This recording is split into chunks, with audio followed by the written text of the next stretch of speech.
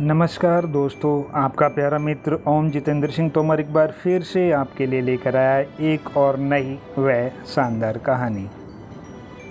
यह दिल्ली है मेरी जान भाग 1 मेरी स्वलिखित 25 कहानियों का एक शानदार संग्रह है और संग्रह की इस 15वीं कड़ी में मैं आपको सुनाने जा रहा हूँ अपनी 15वीं कहानी। यह दिल्ली है मेरी जान कहानी नंबर 15। इच्छा हो तो चिता को लकड़ी लगा देना, एक और मार्मिक कहानी। यह कहानी एक सच्ची घटना पर आधारित है जो दिल्ली में पटपड़गंज के वेस्ट विनोद नगर क्षेत्र में घटित हुई।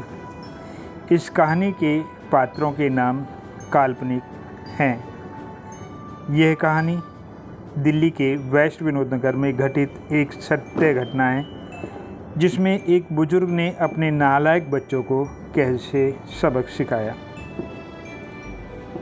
आज मेरे एक दोस्त का जयपुर से फ़ोन आया तो उसने अपने पड़ोस में घटित एक दुखद घटना का वर्णन किया। तो मुझे भी कुछ वर्ष पूर्व घटित एक घटना याद आ गई जो एक बुजुर्ग ने पार्क में सुनाई थी। उन बुजुर्ग की अपवीति ने मुझे अंदर तक हिलाकर रख दिया था। आइए बताते हैं कि वह घटना क्या थी। भारत में घूमना जहाँ स्वास्थ्य के लिए अच्छा होता है वहीं मानसिक व आध्यात्मिक ताकत भी प्रदान करता है। यह हमें प्रकृति का सानिध्य ही नहीं अपने जैसे अनेक दोस्त भी मिलते हैं। ऐसा ही हुआ राम सिंह के साथ। वह अपने दोस्तों के साथ बैठा हंसी ठट्टा कर रहा था, तभी एक बुजुर्ग ने उसकी दुखती रग पर हाथ रख दिया। क्या हरिया, तुझसे भी, कहकर राम सिंह झुंझलाया और एकदम शांत हो गया। साथ में बैठे बुजुर्ग लोग भी एकदम शांत हो गए। अचानक आए इस परिवर्तन ने वहीं पास बैठे मेरा और मेरी पत्नी का ध्यान अपनी ओर आकर्षित किया। हम दोनों उनकी बात बड़े ध्यान से सुनने लगे। बूढ़े बाल बच्चे कहाँ हैं? उसने गढ़वाली भाषा में पूछा था।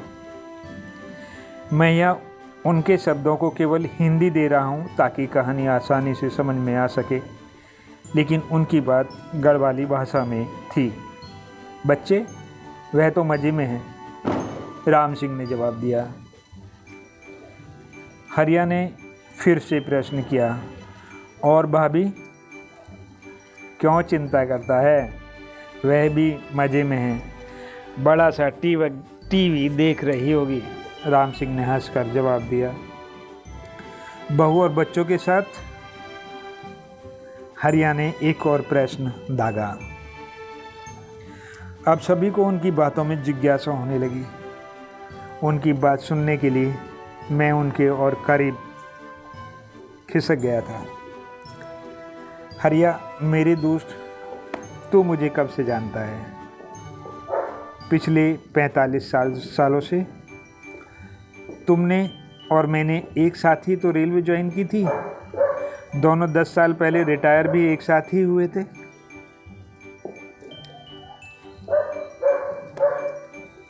राम सिंह ने कहा। हरिया, मुझे एक बात अच्छे से याद है, पर लगता है आज तू नहीं, तेरा गुस्सा बोल रहा है, कहकर राम सिंह पुनः ठहाके लगाकर हंस पड़ा। अभी तक सभी साथी ठहाकों में उसका साथ दे रहे थे, परंतु इन ठहाकों में किसी अन्य ने उसका साथ नहीं दिया।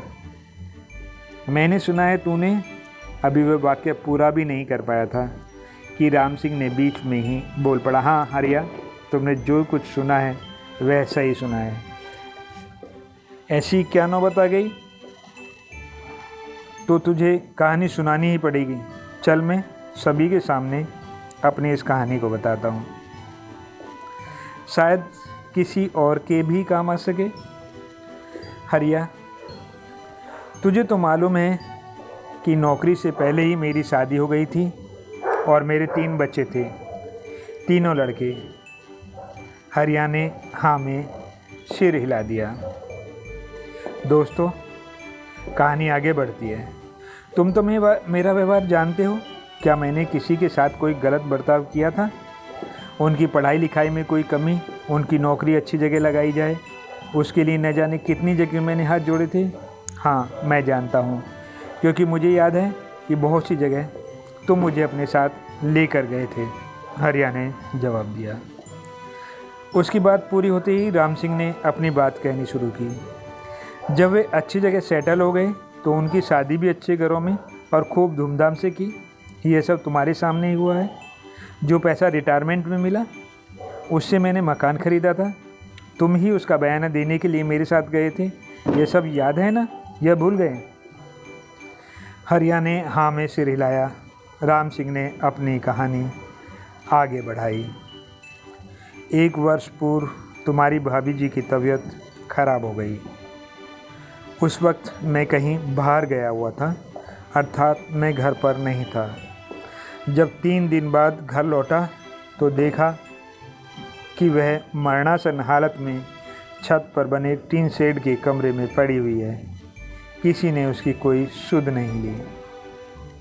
मैं तुरंत उसे लेकर हॉस्पिटल पहुंचा तो बड़े डॉक्टर ने डांटते हुए कहा, इनकी हालत इतने दिनों से ख़राब है, पहले क्यों नहीं लेकर आए? यदि कुछ समय और लग जाता तो ये जिंदा नहीं रहती। बिल्कुल लास्ट समय पर लेकर आए हो। मेरे पैरों के नीचे से ज़मीन ही खिसक गई। आंखों के आगे अंधेरा छा गया। मैं गिरने से रोकने के प्रयास में अपने आप को गिरने से नहीं रोक पा रहा था तो बड़े डॉक्टर साहब ने मुझे थाम लिया। वह बोले, डरने की कोई बात नहीं, गर्मी लगी है, शरीर में पानी की कमी हो गई है, जिस कारण ऐसा हुआ। यदि ज़्यादा पानी की कमी हो जाती तो इनकी मृत्यु हो जाती। पर अब तुम चिंता मत करो, मैं ग्लूकोज लगा देता हूँ, ये जल्दी ही ठीक हो जाएंगी। मैं डॉक्टर के सामने फूट फूट कर रो पड़ा था। डॉक्टर साहब, घर में 3 बच्चे हैं, तीनों के कमरे में एसी लगा हुआ है, फिर भी बहुत रोया था मैं, पर वहाँ मेरे आंसुओं को देखने वाला कोई नहीं था। डॉक्टर बूढ़ी की तीमारदारी में लग गया। मेरी आंखों में लगातार आंसू गिर रहे थे।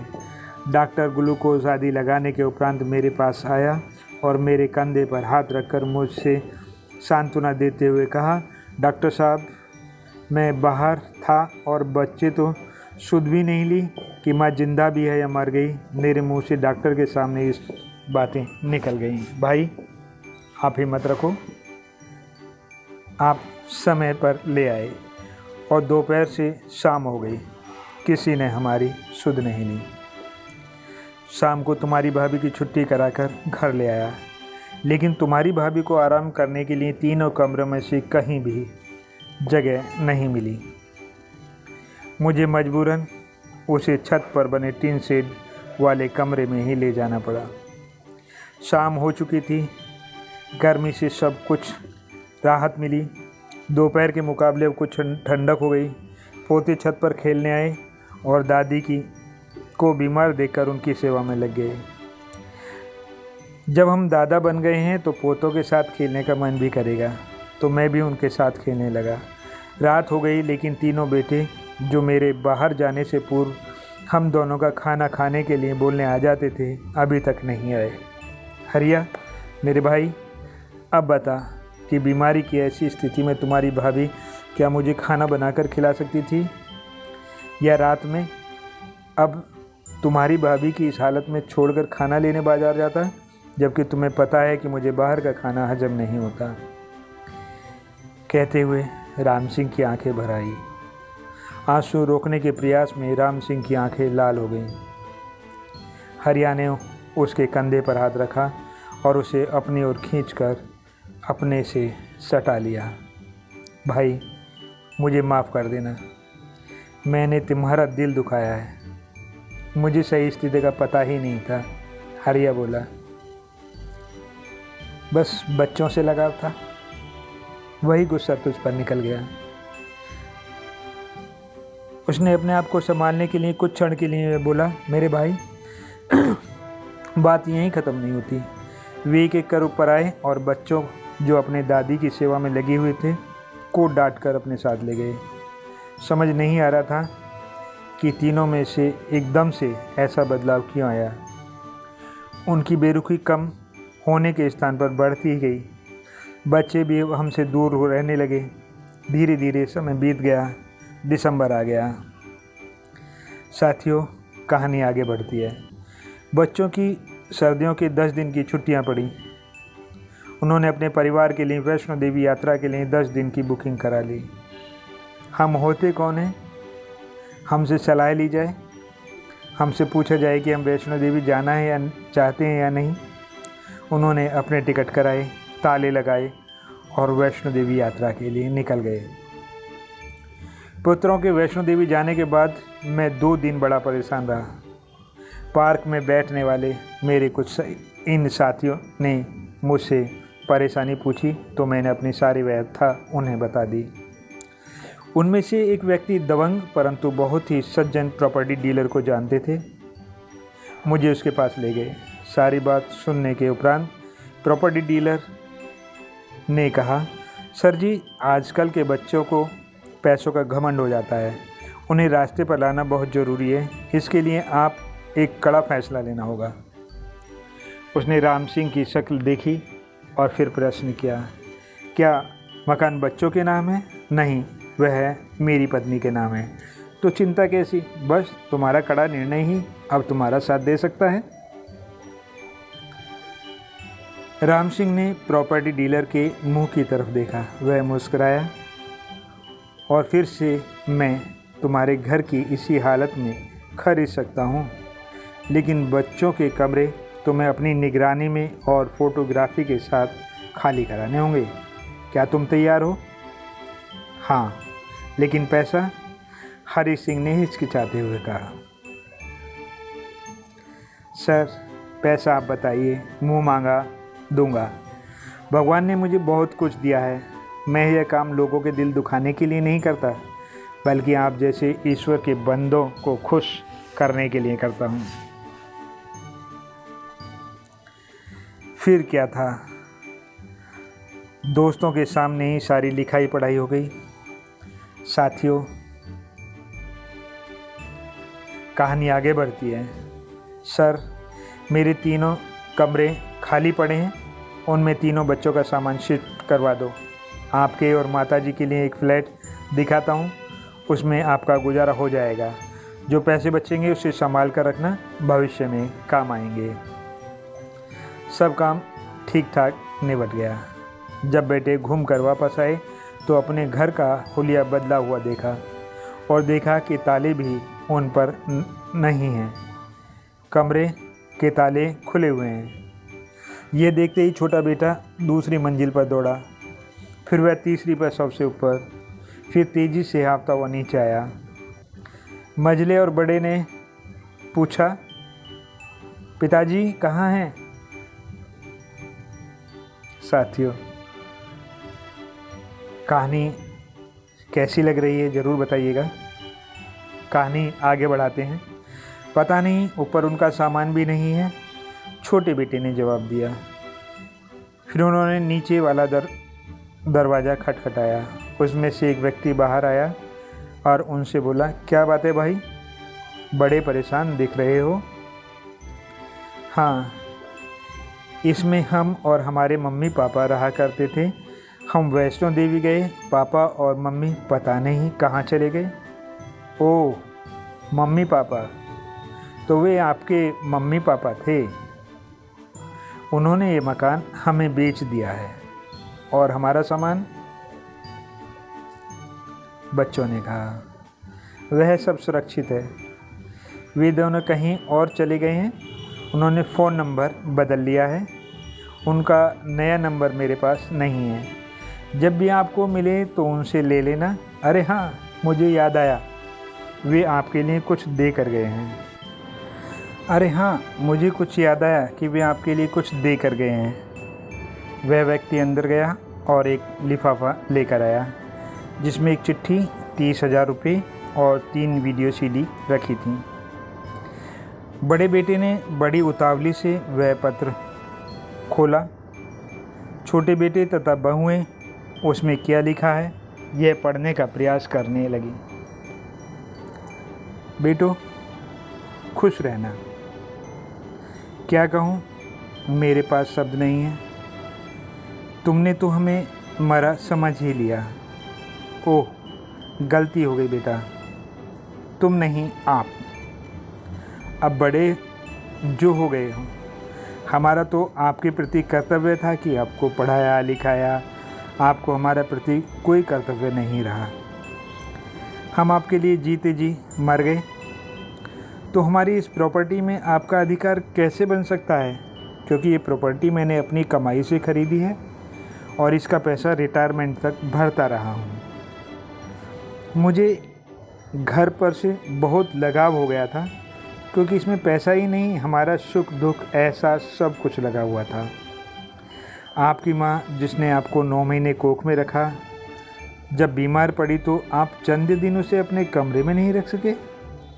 आपको जरा भी दुख नहीं हुआ। जिस प्रकार आपको अपनी पत्नियाँ प्रिय हैं, उसी प्रकार मुझे भी अपनी पत्नी प्रिय है, क्योंकि मैंने भी उसके साथ 7 फेरे लिए हैं। उस दिन यदि मैं समय पर नहीं आ गया होता तो वह मर गई होती। आपने ने तो उसके दूध की लाज रखी थी, हमें छत पर सड़ने के लिए फेंक दिया। हमने तो आपको 30-35 साल तक भरपेट भोजन खिलाया, अच्छा पहनाया, अच्छा पढ़ाया लिखाया और हारी बीमारी में भी अच्छी देखभाल की। जब तुम ऐसे कोई बीमार होता तो हमें रात रात भर नींद नहीं आती थी। अब बीमार पड़ने की हमारी बारी आई तो अपना मुंह ही मोड़ लिया। कोई बात नहीं, हम भी मुंह मोड़ना जानते हैं। ये सब आपने ही सिखाया है। जैसा आपने किया वही आज मैं कर रहा हूँ। मन तो बड़ा दुखी हुआ, परंतु क्या करता। ये दुख आपकी अनदेखी वाले बर्ताव से बहुत कम है। इस पत्र के साथ आपको चाबियाँ मिलेंगी। यह तुम्हारे नए फ्लैट की हैं और हाँ, इन फ्लैटों का 1 साल का किराया मैंने दे दिया है। तो मैं 1 महीने के खर्चे के लिए 30,000 रुपये अतिरिक्त दे रहा हूँ। आपस में बांट लेना। अब तुम तीनों अच्छे से कमाते हो। मुझे आशा है कि तुम तीनों 1 साल के भीतर हमारे पुराने मकान को पुनः खरीद लोगे और उसमें मज़े से रहोगे। धन्य हूँ मैं जो मुझे अच्छे दोस्त मिल गए और उनकी सलाह से मैं यह काम कर पाया। और हाँ, एक बात और, यदि आपको हमारी मृत्यु का पता लग जाए और मन करे तो लकड़ी देना, वरना कोई भी लावारिस समझकर हमें अग्नि को समर्पित तो कर ही देगा। तुम्हारा। और पत्र बंद कर दिया। पत्र पढ़ते ही बेटे और बहुओं के पैरों के तले से ज़मीन खिसक गई। कुछ देर तक सन्न रहने के उपरांत उन्होंने पत्र से पता निकाला और अपना सामान उठाकर भारी कदमों से धीरे धीरे उस ओर बढ़ने लगे। लेखक आपका प्यारा मित्र ओम जितेंद्र सिंह तोमर। यदि आपको हमारी प्रस्तुति अच्छी लगी तो कृपया हमारे चैनल को सब्सक्राइब तथा लाइक करें तथा अपने दोस्तों में शेयर करें, ताकि वे भी हमारी इस कहानी से अवगत हो सकें और हमें उनके विचार प्राप्त हो सकें। अब अपने प्यारे मित्र ओम जितेंद्र सिंह तोमर को विदा दीजिए। नमस्कार, जय हिंद, जय भारत। यह दिल्ली है मेरी जान की नेक्स्ट स्टोरी के लिए स्टे ट्यून्ड।